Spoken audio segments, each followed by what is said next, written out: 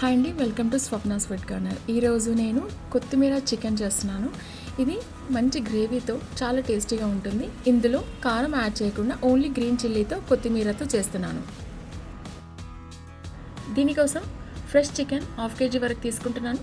ఇందులోనికి lemon juice ఒక 1 table spoon, కొద్దిగా పసుపు యాడ్ చేసేసి బాగా కలిపిన తర్వాత దీనిని ఒక 1/2 అవర్ లేదంటే 1 అవర్ వరకు ఫ్రిడ్జ్లో పెట్టుకోవాలి. ఇలా పెట్టడం వల్ల చికెన్ మంచిగా మ్యారినేట్ అవుతుంది, టేస్టీగా ఉంటాయి. తర్వాత ఒక మిక్సర్ జార్లోనికి కొత్తిమీర 2 bunches వరకు క్లీన్ చేసిన కొత్తిమీర అండ్ అలాగే పచ్చిమిర్చి 10 to 12 వరకు తీసేసుకొని అల్లం వెల్లుల్లి కూడా యాడ్ చేసేసి మంచిగా గ్రైండ్ చేసుకోవాలి. తర్వాత చికెన్ కోసం 3 టేబుల్ స్పూన్ వరకు ఆయిల్ యాడ్ చేసేసుకోవాలి. అండ్ అలాగే ఇందులోనికి మసాలాలు, బిర్యానీ ఆకు యాడ్ చేసేసుకున్న తర్వాత సన్నగా తరిగిన 2 మీడియం సైజ్ ఆనియన్స్ వరకు తీసుకోవాలి. ఇవి గోల్డెన్ బ్రౌన్ కలర్ వచ్చేంత వరకు ఫ్రై చేసుకోవాలి. ఇప్పుడు మ్యారినేట్ చేసి పెట్టుకున్న చికెన్ని ఇందులోకి యాడ్ చేసి 2 నుంచి 3 నిమిషాల పాటు ఫ్రై చేసుకున్న తర్వాత గ్రైండ్ చేసి పెట్టుకున్న కొత్తిమీర చిల్లీ పేస్ట్ ఉంది కదా, అది యాడ్ చేసేసి బాగా కలిపి పచ్చివాసన పోయేంత వరకు దీన్ని మూత పెట్టి కుక్ చేసుకోవాలి.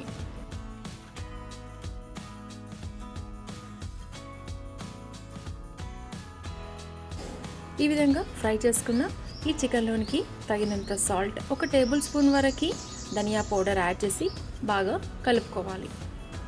ఈ జీరా పౌడర్, కొద్దిగా కసూరి మేతి యాడ్ చేసేసుకొని 1 నుంచి 1.5 గ్లాస్ వరకు వాటర్ కూడా యాడ్ చేసి బాగా కలిపి మూత పెట్టి దీన్ని ఒక 15 నుండి 20 నిమిషాల పాటు కుక్ చేసుకోవాలి.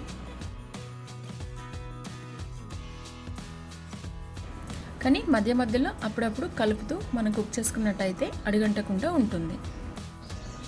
15 నిమిషాల తర్వాత చెక్ చేసుకున్నట్టయితే ఈ విధంగా చిక్కటి గ్రేవీతో చికెన్ రెడీ అయిపోతుంది. ఇప్పుడు దీనిలోనికి ఒక 1 టేబుల్ స్పూన్ వరకు చికెన్ మసాలా యాడ్ చేసేసుకోవాలి. అండ్ అలాగే కొద్దిగా సన్నగా తరిగిన కొత్తిమీర కూడా యాడ్ చేసేసుకొని బాగా కలుపుకోవాలి. ఇలా కలుపుతూ 1-2 నిమిషాలు కనుక మనం దీన్ని కుక్ చేసుకున్నట్టయితే చిక్కటి గ్రేవీతో టేస్టీ అయిన కొత్తిమీర చికెన్ రెడీ అయిపోయింది.